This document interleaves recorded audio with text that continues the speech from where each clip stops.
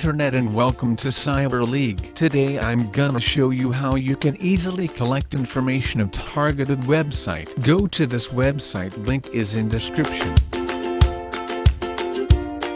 Select Who is tab from menu. Here enter the name of website you want information. Here you can see all the information about website. Domain information includes the day it registered, expiry date of website, last updation date and more. You can also see the registrar name, server and many more information is visible here. Registrant contact information also be seen, which includes name, phone number, address, email, etc. Administration contact details are also visible here in case someone needs the contact details of technical team.